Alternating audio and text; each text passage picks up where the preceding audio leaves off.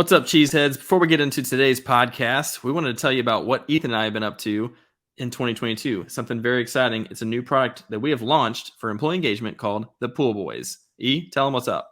That's right. So right here, as you can see, the Pool Boys, what we want to do is create an awesome environment for your office pools. So we're going to come in, we're going to run everything for small business owners, large business owners, basically business owners, where we want to come in, provide an awesome red carpet experience where we up the engagement, up the fun by running your office pools, whether it be March Madness. We got some fun fall offerings, whether it be college football pick'em, NFL pick'em, Survivor. We got you covered no matter what the pool is. We are your boys for it. So let's get going.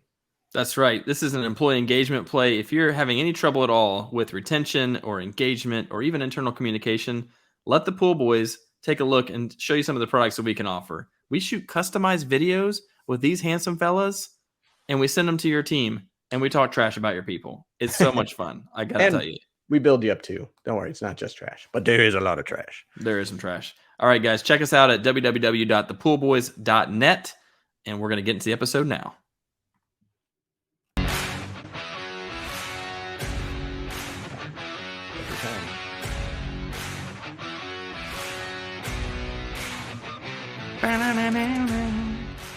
Welcome into Fold in the Cheese, folks.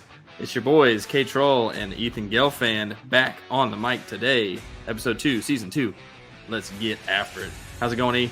What's happening? Doing good, man. Season 2, Part 2. So I think, obviously, it's the last time we'll be able to see that. 2 and 2. But, you know, it's good to be back.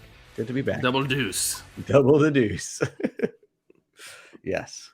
What's happening up in Grand Rapids today? Is it overcast? You getting some snow? I mean, it's August. It's about time for the snow to come back, right? The snow is forecasted for later in the week, even though we're towards the end of the week anyway. But no, as you can see, it's a lovely gray day. Lovely. Yep. You get this natural light just kind of... Not a lot of natural light coming in pouring in. So no, actually, I just wanted to be more intimate today. So I've drawn the shades, turned off the lights. I have a little fire going. You can't see it. It's a little fireside chat today for the podcast. So yeah, enjoy. Have you got your corncob pipe ready to go as well? It's actually just something that blows bubbles. So yes. Okay. It's a nice smoker's jacket, Pikachu or whoever that is shirt. Yep. Rocking it, man. Actually, this is a throwback to Addison's third birthday party. First of all, it was honestly probably one of the best birthday parties I've thrown for her because I put in so much. Oh my God, way too much work for this party for a 3-year-old.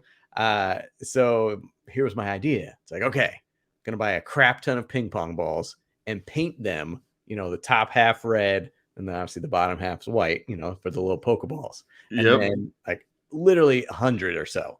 And then obviously bought the shirt, got to. But then we invite all our friends. And then throughout the front and backyard, I had printed out, Pokemon and put them on little stakes. And so the goal was they find, so it's kind of like an Easter egg hunt. So you got to find the Pokeballs first all around the yard and stuff. And then when you get them, you throw them at the little, the staked Pokemon. So first of all, brilliant. So I put on a lot of work for this party. Here's the bad part. 2 friends came. No. So, I mean, you're 3 years old. She doesn't know any better. It's like, oh my God, this is still the coolest. There's Eli and there's Rory. This is the best. This is the best. What a great party. So it's still fun. Again, way too much time and effort put in. It looked spectacular. So yes, it was a good time. That was a state college party? Back in state college, yes. Yeah. State college parties. They know how to throw down at the old, where is it? Old Doubletree Port Matilda? Port Matilda? Yeah. Look at that. I've been to one of those throwdowns. I was going to say, you made your mark on one of those throwdowns. Yeah, I usually do. Always. One way or another, you're making a mark. That's right.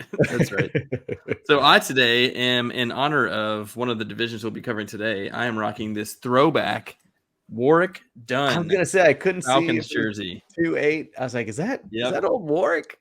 That is a Warwick Dunn. This was one of those, I think I bought this in college when he was still playing. And this is one of those where I bought it and then he retired kind of things, I talked about on the last episode. And I think I got it on eBay or somewhere. And I was like, I don't know what's going to show up here. I spent $25 on a jersey, which is way too low. And lo and behold, it showed up. And just like the Tom Brady jersey you got from undisclosed location, This thing is legit. Right? This might be a game worn jersey. I don't know. Actually, Warwick Dunn he's probably now just delivering things for Amazon anyway. So he's like, here, this is mine. It's yours now. Yeah. It was probably him selling it on eBay for $25. And I was like, I'll take it, Mr. Dunn. I'll take it. Actually, I just envision him and Mike Allstott just having houses right next to each other and then just like living happily together. Wait, no, shoot. I'm mixing that up. Allstott was a Buccaneer. Yeah, he was the Bucks. Wait, who was Allstott's running mate at the Bucks?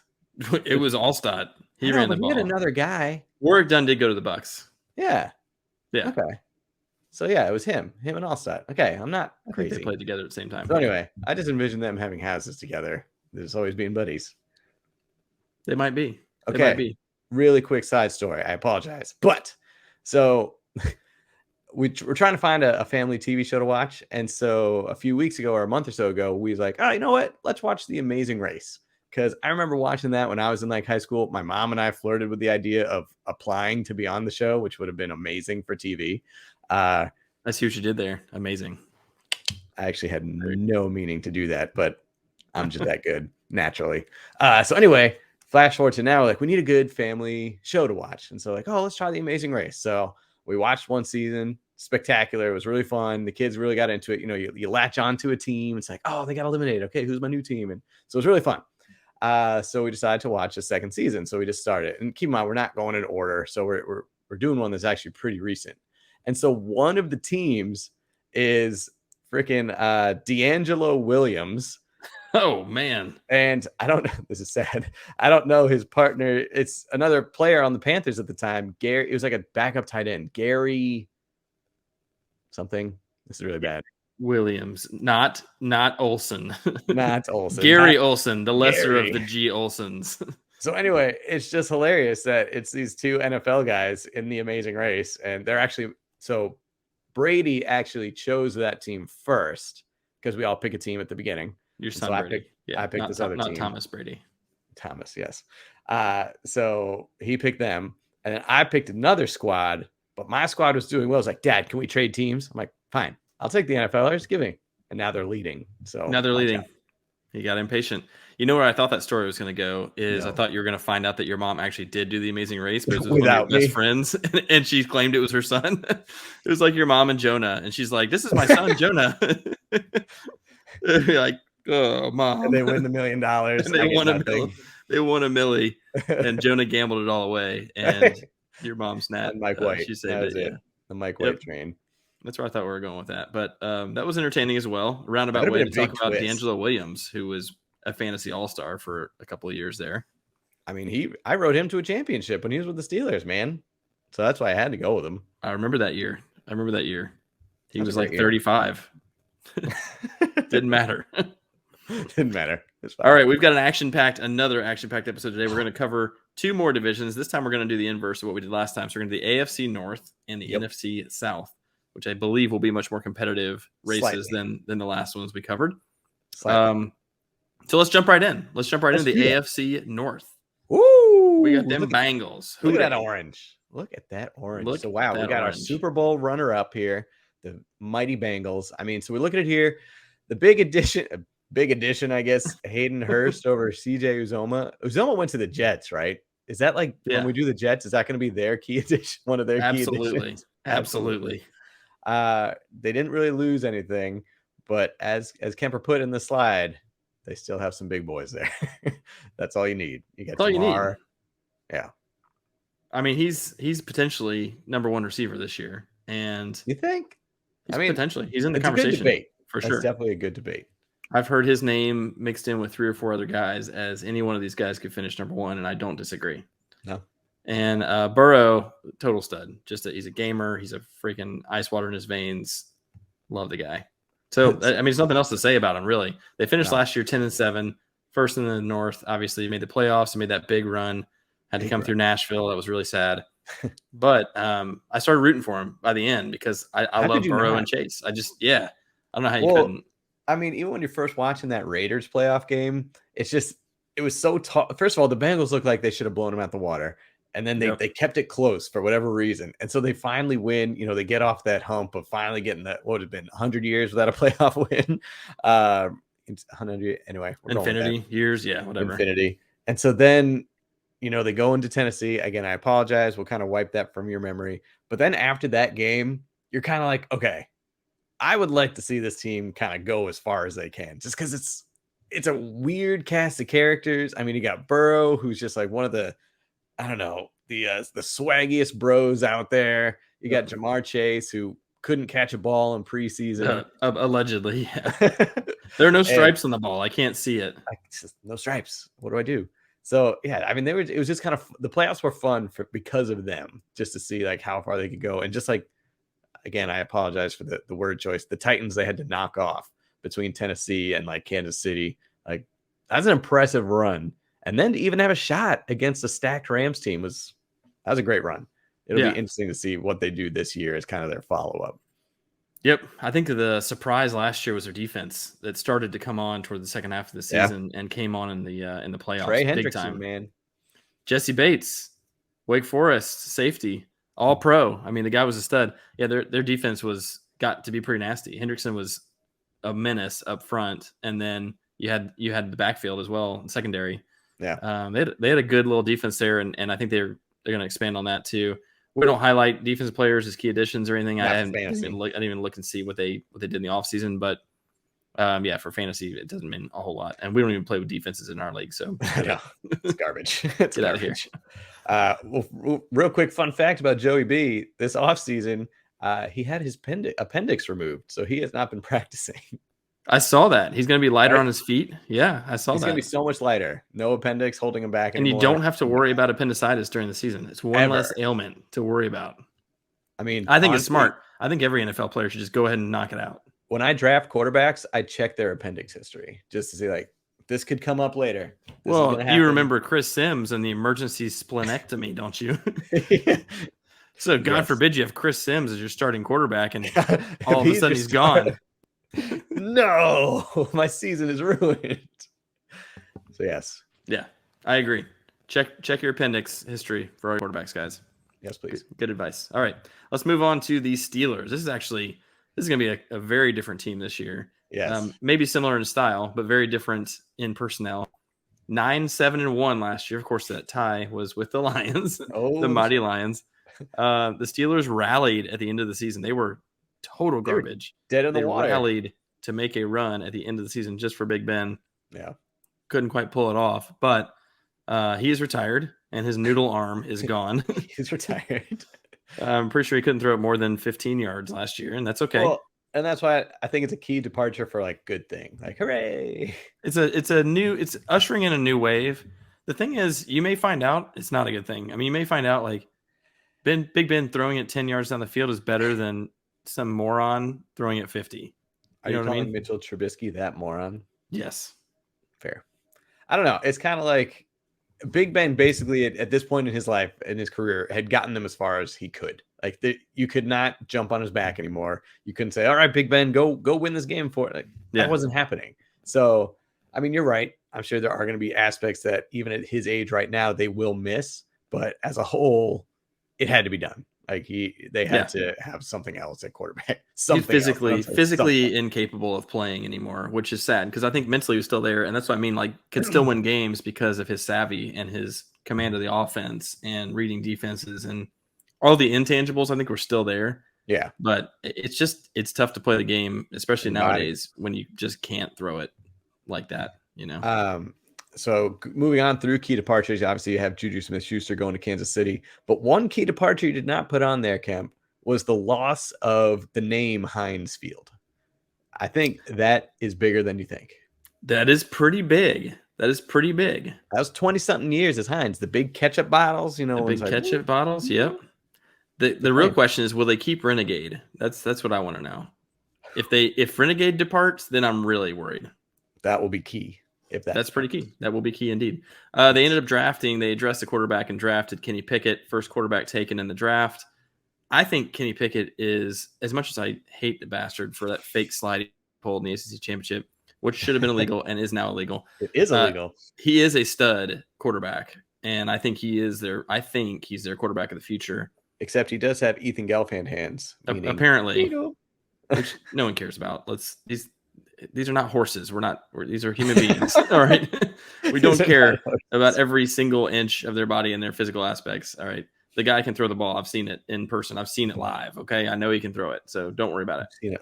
I love the name drop. Like, I've seen it live. You were playing catch with him in the backyard. I have thrown the ball with him, and he's not quite as good as me, but he can throw it pretty well. So is it just like you, Matt Ryan, and Kenny Pickett? Because you're like, oh, I saw Matt Ryan at Target. He came back to my house. We played, and we picked up Kenny Pickett. That's actually exactly how it went down. That's what I figured. Yeah, and then Justin Fields, of course. I don't do anything without Justin Fields. We're inseparable.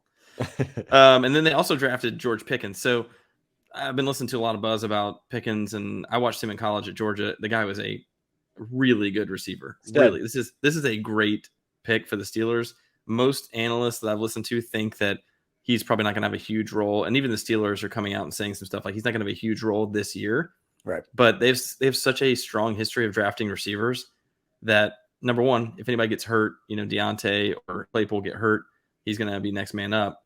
But also look at him if you're in dynasty leagues, or definitely start considering him toward the beginning of next year, because I think he's going to be the next 3 to 5 year great receiver they have. Sure. I think he's really special. Well, it's interesting you're talking about Deontay, and obviously the news coming out of Pittsburgh is that he does want a new deal, and it hasn't happened yet and all that kind of stuff. So that'll be interesting to see. I feel like the wide receiver class this year in the offseason has just been bizarre in the sheer size of the deals they're getting, and just how much turmoil there's been. Obviously the whole Deebo Samuel drama. The Tyreek Hill trade, AJ Brown trade because of money. And then when Deebo got his deal or something, AJ Brown was talking about just knocking the Titans, saying like, how are you not going to pay me my money? Anyway, it's just been bizarre offseason for wide receivers and the deals. Christian Kirk got a big deal. Hollywood Brown gets a big deal. It is interesting. It's been pretty wild. And so I'm guessing that's part of the reason that Deontay's like, yo, they're paying Christian Kirk, man. You can pay me. I think you can pay me. He's just so underappreciated, though, I think, in general. I'm not going to lie. When you drafted him last year, I was like, Deontay Johnson, like, why? And then he's just one of those guys who's just solid throughout. Like, you could count him for 7-8 receptions, 80, 90 yards, like every game. Every single game. Like one of the most consistent players. Yeah. Wasn't flashy at all, but he would get you 15 to 21 points every week. So, kudos to you. But when you look at him in like the 5th or 6th round, how could you possibly do better? Right. I think that's just, unless you get lucky, like truly lucky with the Deebo in the 8th or 9th. Yeah. Which I did, but like unless you do that, you can't like project it out and do better than someone like Deontay, who always falls. He's the least attractive name. It's kind of like a David Montgomery at running back, I think, who is kind of the same boat for me. Like the guy's a stud. Like no one wants him. Those unattractive offensive teams, with Pittsburgh noodle arm Roethlisberger, the Bears with an unproven rookie quarterback and a terrible coach. It's just like, I don't want to take these guys, but I know some of them will still pay out. Yep, I hear it. I hear it. The guy's good. Yes. Let's move on. Let's check out them Browns. There's a lot of drama going on in Cleveland these days. We mentioned on Tuesday that the Deshaun Watson verdict came down for 6 games. Now I'm hearing there's an appeal. Like the NFL, man. The NFL's appealing because they're mad it should have been longer. I don't know. Roger Goodell has to put his thumbprint on every little thing. So I read something about like he can appoint a new person to try it, or he can try it or something. And I was like, hang on a second. He's just gonna grab a gavel. Hear me. Goodell just gonna be like, you know what? Thank you so much for that verdict. We're actually gonna do 12 games. I've decided. Like, what? Well, yeah. Honestly, and now with this appeal, it probably is going to be something much longer. But what does that say? And I forget the woman's name who did listen Robinson. To this. Yeah. This was her first decision. This was her first kind of investigation. And so what does that say now with the NFL saying, no. Yeah, no thanks. We're coming in. We don't like what you did. I think that's garbage, man. I really do. Because this was like a totally independent person. Right. And truthfully, like I'm not going to get into any of the specifics of it, but It was the fact that it was a woman judge, I also think was important. I think that was a really great move. And so for her to come out and say that, and then for them to not be happy with it, I'm just like, y'all just shut up. All right. Yeah. So anyway, it's a mess. Jimmy G watch in full effect right now coming to Cleveland. Because if it's longer than 6 games, you can't wait. Like, let's say it's 8 to 10. Yeah. You can't wait for them. If you're trying to get to the playoffs, It depends on what they think about Brissett, honestly, and what they think he can do. And he can manage a game. Can he go 4-4 in 8 games? I don't know. I mean, shoot, don't put up another little subtitle at the bottom, more Patriots. Here we go. Castle. Here it is. Castle. No, but when Brady was missing the first 4 games with Deflategate, so Jimmy G started the first 2. Then Brissett came in. He won a game, but then he lost the 4th game. So they were at 3-1 between Garoppolo and Brissett. Tell us more about Patriots and when this happened to them. I mean, how much time we got? I can just keep going. You want to talk? He will weave it in no matter what. It will be weaved in. Oh, I will. We'll start a counter. We can start a counter in the corner of the slide. So history only. If only. I'd get the old Oilers, man. Houston Oilers. I love me some Warren Moon. I did. Earl Campbell, Warren Moon, Steve McNair, Eddie George. Let's go. Let's go. Anyway, back to the old Brownies. Key departures. Baker's gone. Jarvis, your new boy, Austin Hooper. That's right. I mean, it's going to look a little different in the receiving core. They drafted David Bell, who I really like. We forgot key addition of Amari Cooper. Oh, yeah. Duh. that just happened so long ago, though. It's like, oh, yeah. Yeah, that's a pretty key addition. Let's talk about Amari real quick. So is he a disappointment in Dallas? Yes or no? Yes. As a whole or just last year? I'd say mostly last year. But I think, honestly, it's like given the size of the contract and what they gave up to get him, yes. Now, I think he was a good player, and he was clutch for him. I mean, he made big catches when they needed them. But he wasn't like elite dominant number 1, you know? True. And so I think his reputation has changed a little bit as far as like what to expect from him. Sure. You know, I think he's a nice wide receiver 2 in fantasy, but he's not a guy you can anchor your lineup around, I don't think, and especially in an unknown situation in Cleveland. And just so up and down too, because he could have those games where it's like 9 receptions, 100 yards, a touchdown, and then he might have 3 for 30. So yeah, I don't know. Especially, I mean, he's gonna drop now with Deshaun obviously missing the first 6. Anyway, Amari Cooper on the Browns, very key. Their offense is gonna be, I don't know. I mean, what do you think about Nick Chubb in this situation? So I think you have to lean more on Nick Chubb, honestly, which maybe the defense is key on it a little bit more. But no, I think you lean on him more, and more work for Nick Chubb is a good thing typically. Yeah, true. The guy's a freak. So yeah, if he's running, giddy up. Okay. Kareem Hunt, is he coming back in? Maybe just put him at wide receiver. So he's unhappy with his contract deal. Is the only other thing too. But yeah, I got him in like a 9th round of a best ball draft. And I was like, why is this guy still? I mean, this is a 12-team league where people are taking running backs like crazy. I'm like, why is Kareem Hunt still here? I will definitely take that. It's like when I got Austin Eckler in the 5th last year. that was ridiculous. That was just ridiculous. I mean, I've never heard of anything like that last year. That was insane. That was amazing. Yeah. Anyway, people don't care about our fantasy teams. Let's move on. The Baltimore Ravens. All right, so there's not a ton of change here other than Marquise Brown is gone, and they made that kind of blockbuster trade during the draft, picked up like the 23rd, 24th draft pick, sent him to Arizona, who really needs him now with DeAndre Hopkins being out for 6 weeks. Yeah. So it's going to be the Rashad Bateman show, which I'm actually personally stoked about. I think Bateman is a stud. I think he's going to have a big, big year, and he's flying under the radar as well. And, of course, Mark Andrews is potentially tight end 1 this year. I mean, he was such a freak last year. He was so good. He should be a stud. The running backs are what we're paying attention to here because Baltimore is a run-first offense. And it looks like J.K. Dobbins is going to be ready to go beginning of the season. Everything he's saying is, I'm ready to rock. Tough injuries to come back from. Gus Edwards, maybe not ready at the beginning. Tough to say. His, I believe, was Achilles, right? So, I mean, that's a tough one to come back from. Yeah, that's what we were talking about last podcast, that the Achilles, man, that's a year. That's a year. Yeah. So I don't know if you will get Gus Edwards, but they draft this dude, Tyler Beatty, I guess you call him. I like Batty better. Batty. He's actually pretty nasty. He's a baddie. He was at Mizzou, and he was like all SEC, I want to say second team maybe. They had Isaiah Spiller, obviously, was like the big Right. name out of the SEC. But the guy was super productive. He had a couple of games where he was carrying the ball like 35, 40 times last year. He was one of their leading receivers as well. Maybe the leading receiver as far as receptions go. So he can catch the ball too. I think he's already catching a bunch of buzz, right? And I think he's having a good camp and all that. But given the uncertainty of the backfield and given the fact that we know they will go out and put Devontae Freeman or Le'Veon Bell on the field, like you want depth in Baltimore. Now they did sign Mike Davis, which is totally in line with. Why is he not a key addition? He's not freaking key. That's why. Oh, he's key. I do think we see him later. We see him later in these slides, so he's a key addition. That's true. I did make him a key departure. Can we talk about Le'Veon Bell real quick? Didn't he say he's not coming back to the NFL this year because he's going to boxing? Like he's focusing full time on boxing. Okay. Yes. That was your running back last year, Baltimore. Yeah.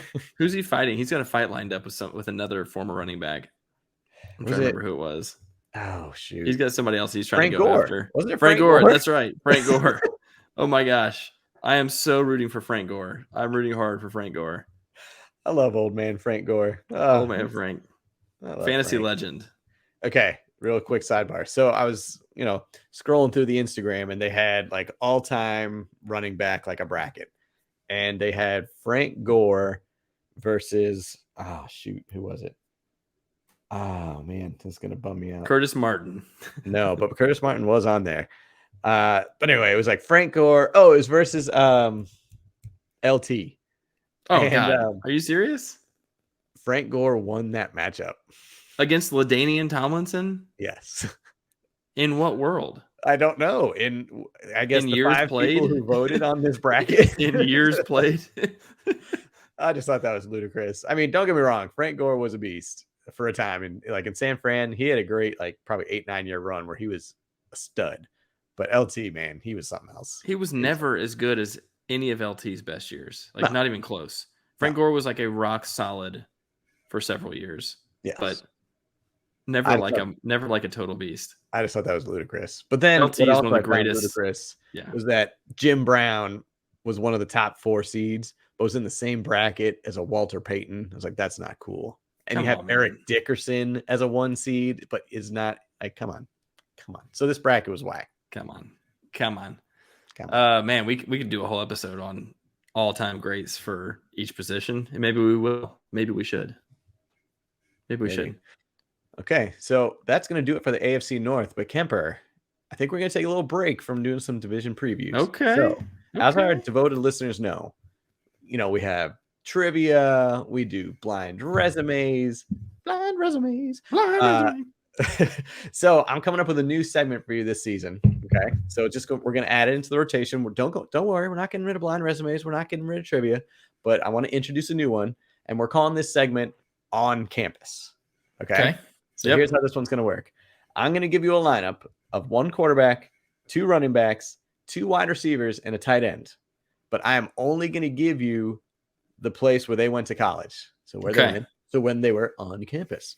So here's the kicker. I'm gonna leave the quarterback out for now. Okay, just because I feel like that's a little more of a giveaway. Yeah. So I'll give you the running backs, wide receivers, and tight end. Give you their colleges. See if you can get it, and then if not, if you're struggling and you need help, I'll throw in the quarterback. Is that fair? Okay. No, I love it. All right.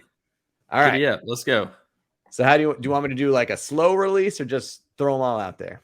I would say start with a tight end and see if I can just get it. Like, what if I can get it from just like 1 or 2 positions? Although the tight end is going to be Iowa no matter what, because there's like 7 Iowa tight ends in the NFL. All right. Maybe start. It's sort of like ease your way into it. Okay. Wide receiver. Okay. Ole Miss. Okay. A couple of those. Running back. Penn State. Okay. Running back. Memphis. Wide receiver. Alabama. Tight end. South Dakota State. Yeah, we're talking about the Eagles there. Quarterback. Alabama. Oklahoma. Yeah, that's what I was wondering. Throw you off. Yes, you are correct. That is the starting lineup for the Philadelphia Eagles. That's A.J. Brown at Ole Miss. That's Devontae Yep. Smith coming out of Bama. You Yep. got Miles Sanders, Penn State. That threw me off for a second because I forgot he went there because Right. he's kind of in the middle of nothing. Memphis, is that I'm trying to think if it's not Boston Scott. It's got to be Kenneth Gainwell or Kenneth Gainwell, Memphis. Yeah. And then I was going to ask you about the quarterback thing because I was thinking of Russell Wilson. I was like, do you go Wisconsin? Do you go NC State? Do you go? I would have gone Wisconsin. Okay, so you're doing the same. Yeah, Wisconsin. Yeah, he ended at Wisconsin. Yeah, how he ended. Okay, it's like Joe Burrow, Hurts it. Ohio State. Yeah, well, yeah. I mean, where they actually played, where they did play. So I did. It's funny you said lead off with the tight end. I was like, South Dakota State. Crap, that's kind of like a telltale. That could have been a giveaway. Although I had no idea he went there. Oh, you didn't know that? Damn no, it. I should have let off with tight end. So did you get it right on? So the receivers gave it away because if you'd have done both receivers, I would have given it. I thought Ole Miss. I was going to say you've got AJ and you've got Elijah Moore. Those are two big. And DK. Oh, that's true. That's true. But then when you said Alabama for the second receiver, I was like, okay, now we've really narrowed it down. Okay, so you didn't know it. Obviously, you couldn't have just said right after Ole Miss, and so the Penn State threw you. It did. Like if you gave me a second, like if we're trying to do this quickly, right? We want people don't want to sit here and listen to me think for 5 minutes, but it's just dead silence. Penn State running back should give it away too, because there's really only a couple of those in the league that you know of. You got Saquon and Miles Sanders. For whatever reason, I forgot Miles Sanders for a second that he went there. Okay, so were you thinking, is this Saquon? This is not the Giants. Well, I started thinking of the Giants. I was like, they don't have an Ole Miss receiver, and they don't have an Alabama receiver either. And I don't know where Kenny Galladay went, but he went. I know Kadarius Toney was Florida. He went where? Galladay was Nevada. Oh, that's why I don't know it. Yeah, Nevada Wolfpack. All right. Well done, man. Like Romeo Dobbs. Survived. You have graduated from this round of on campus. Boom! Look at me. Crushed it. I'm the big man on campus. BMOC. Ooh, I should have said that. That's a way better play. That would be pretty sweet. All right. Okay. Let's jump back in. We're going to hit up the NFC South this time. Jump in, back in. Boom! NFC South. Oh, boy. Here we go. Here goes Tom Brady. Tom Brady. You're saying it, not me. That's all I'm saying. You are. Why don't you take the Bucs? All right, let's take the Bucs. So obviously 13-4, first in the South. Disappointing end in the playoffs to those champion Rams. They have some big name departures. So obviously Gronk retired again. Question mark. I think he's done. I think it sounds more definitive right now. It does sound more definitive. I just won't believe it until it's like I really honestly I see him coming back in like week 12. He's not going to go through training camp and he's not going to practice all season. But if they lose Cameron Brate or whoever the rookie tight end they got is, like, their tight ends suck anyway.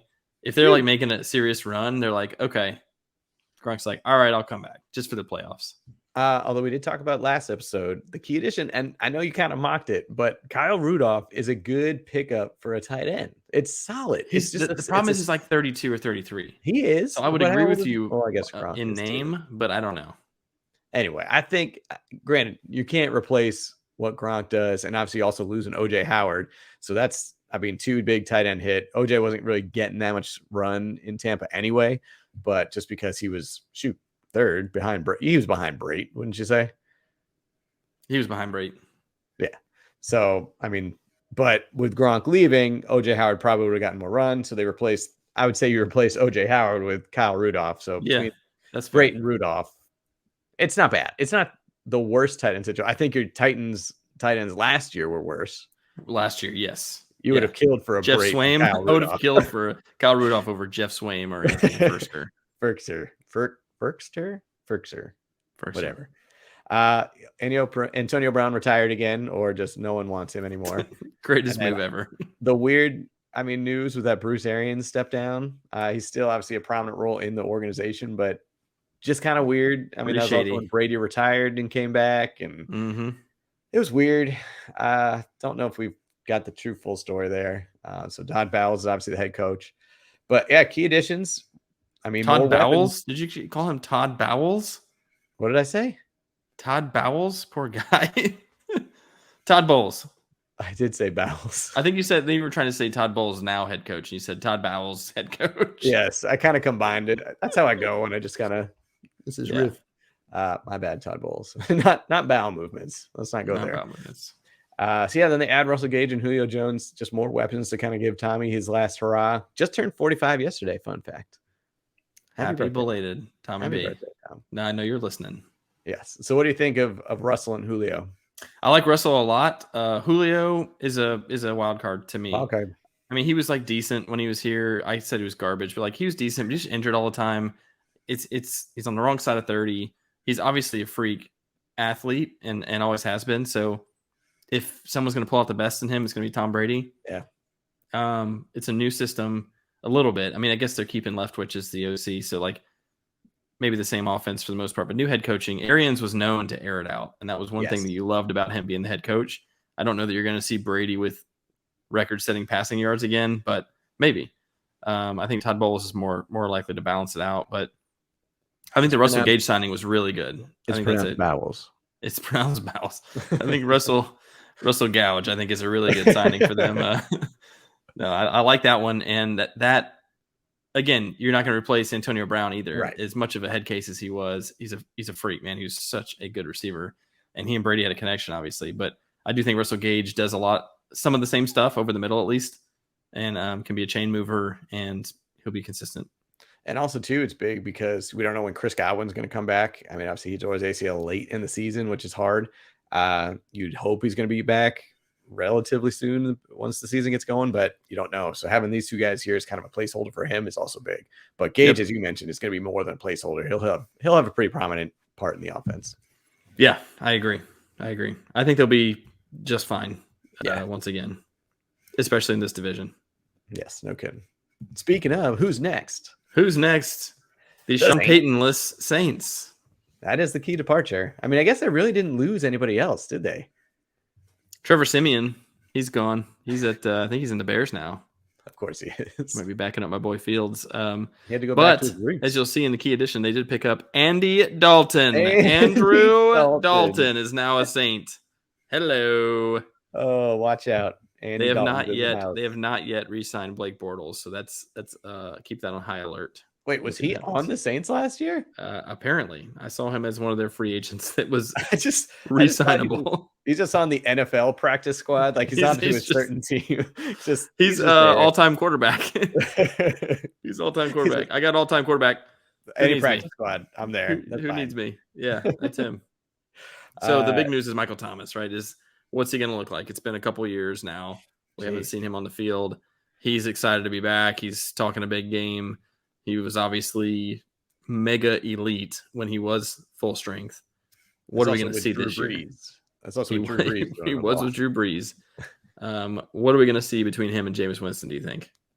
I don't know. That's a great question. I mean, Michael Thomas did have 2 years to get right. So you'd think you're still going to have to, brush off some of that rust and just get back in NFL shape and NFL speed and stuff like that.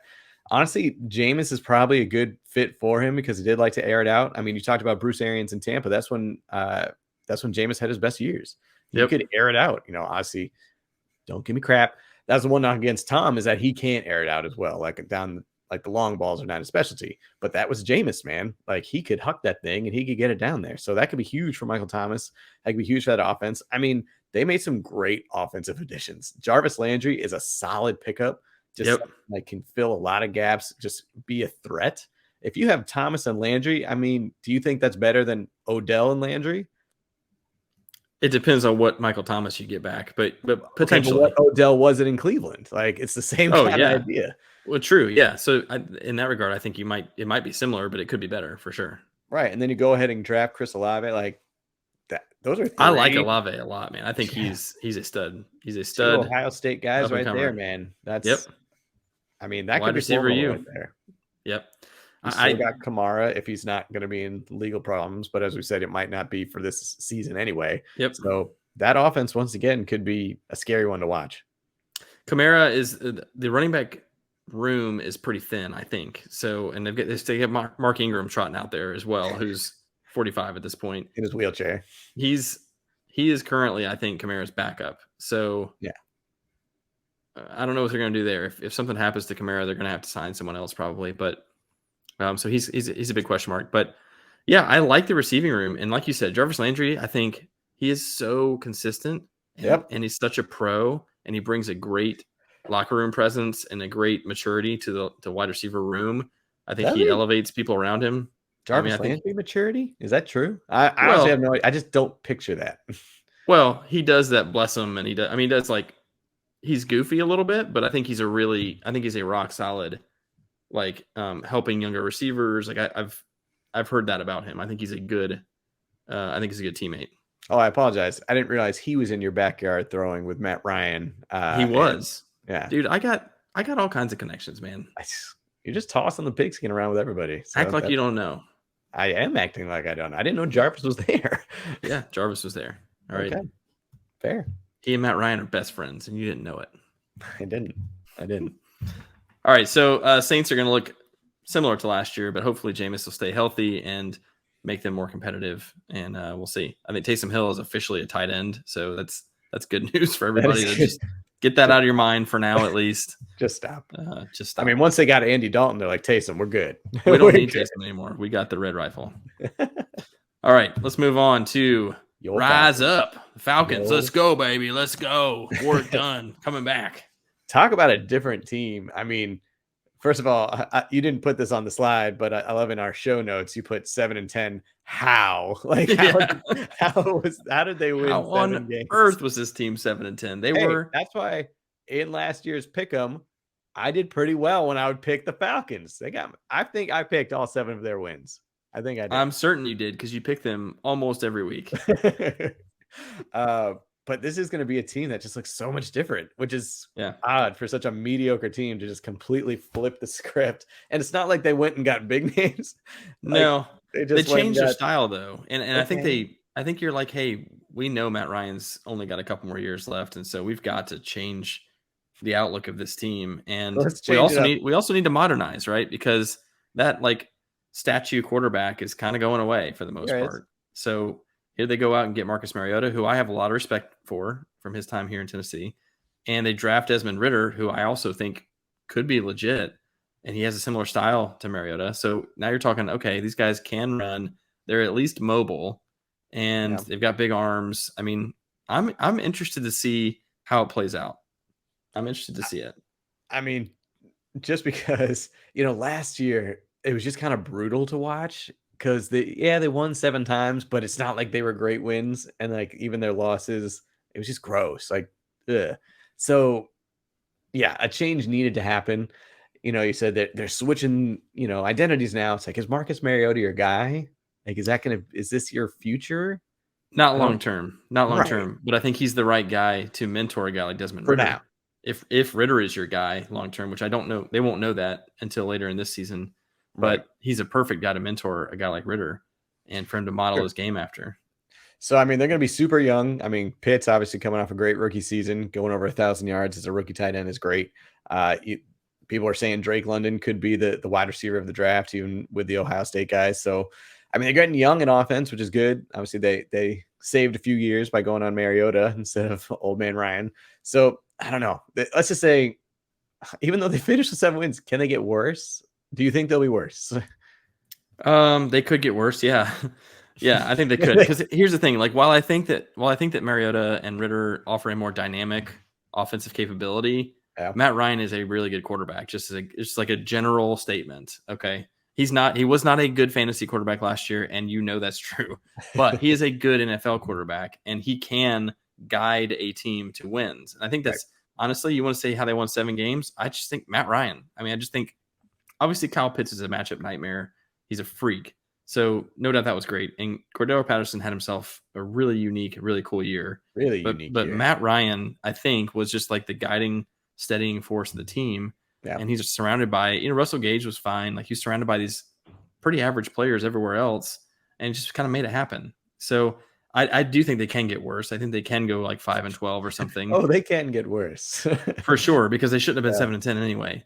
Right. So, personnel wise, they could go 5-12 or something like that. But I do think they're at least trying to figure out how to change gears and build for the future. I swear to God, if you were about to say I think they're going to try and figure out how to win. They're still figuring that out. It's like, oh, No, look at that coach speak. We're not there yet. We're not there but they can get worse because key departure, Mike Davis. So you said he wasn't a key addition, but he is a key. Well, yeah. What does that say? That says that to this team, that was a key departure. And to the Ravens, it means next to nothing. Fair. Yeah. Sorry, Mike Davis. Sorry, Mike Davis. You're much better at football than I am. And I definitely don't want to fight you. You're an absolute monster of a man. You're not invited. You're not invited to the backyard toss, though. Get out. Yeah. Yeah. I don't think he can even close his hands with how big his biceps are. I don't even know if he can even catch a ball. I have that problem. Yeah, I see that with that blazer you've got on. Smoking jacket. Calvin Ridley's out this year. That's going to hurt him. And we'll see last year. I know.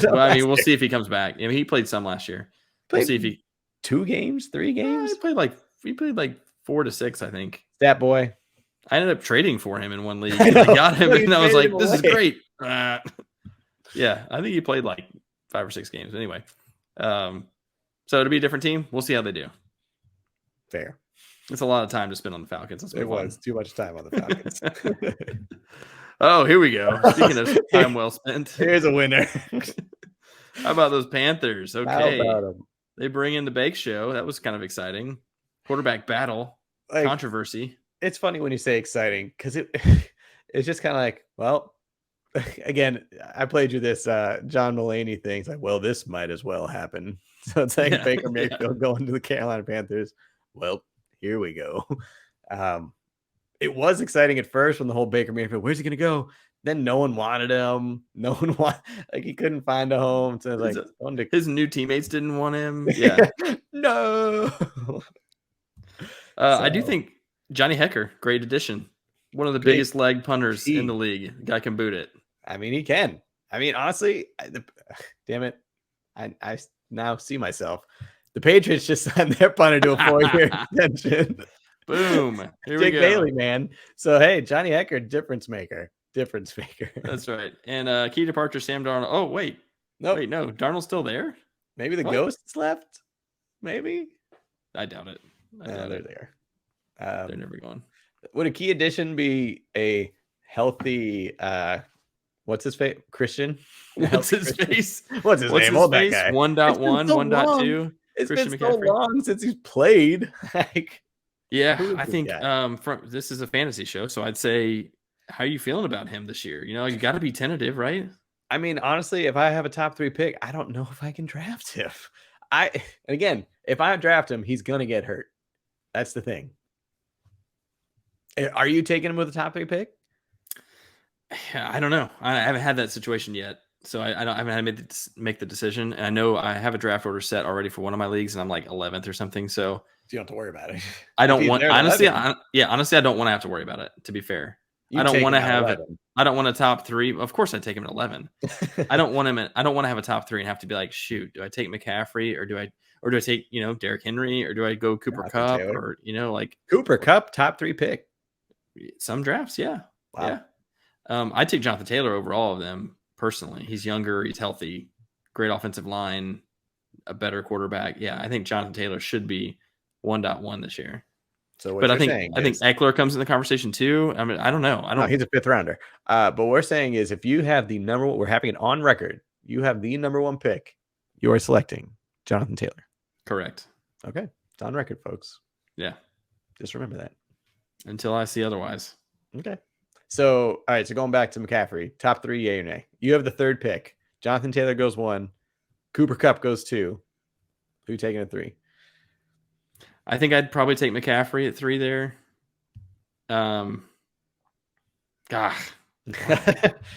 Yeah. I think all the analysts and everybody are like, yes, he's top 2 pick this year. But it's going to be. I had him 2 years ago when he had his first wave of injuries, and then dealt with him last year on one of my teams as well, where I was just like, this is killing me.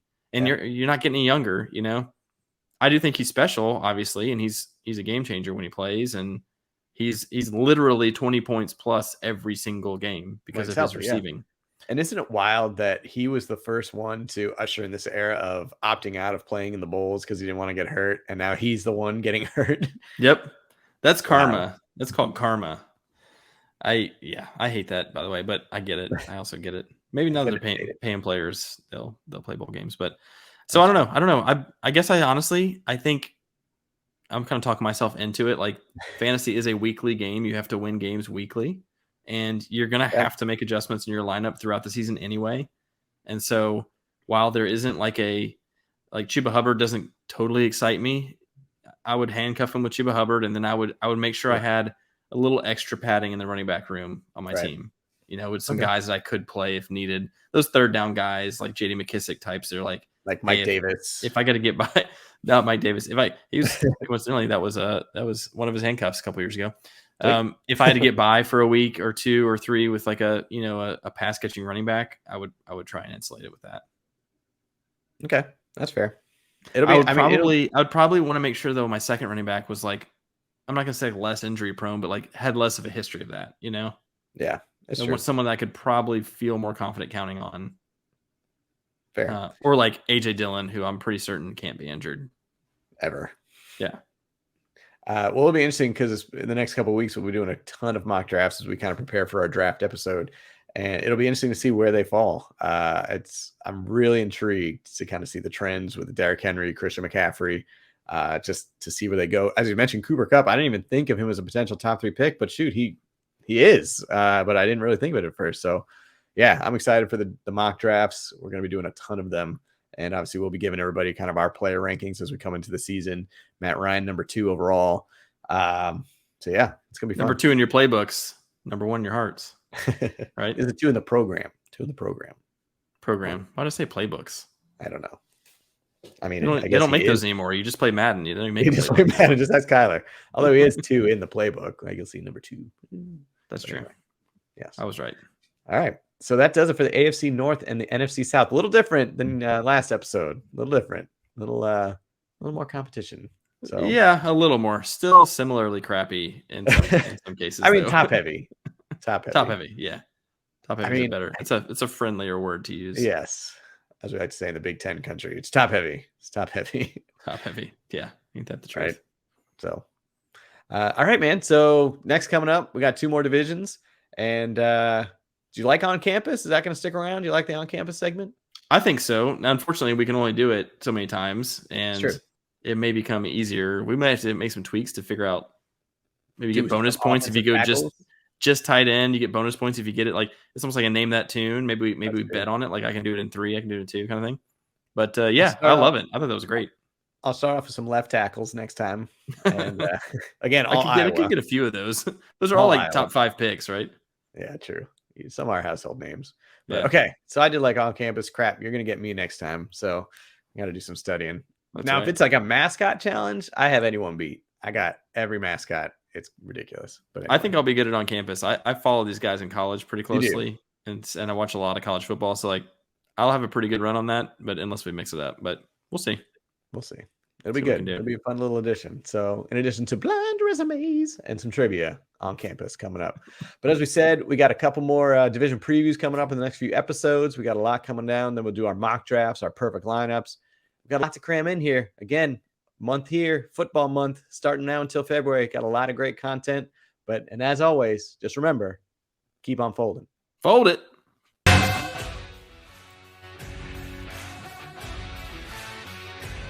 Gonna keep dancing to this song.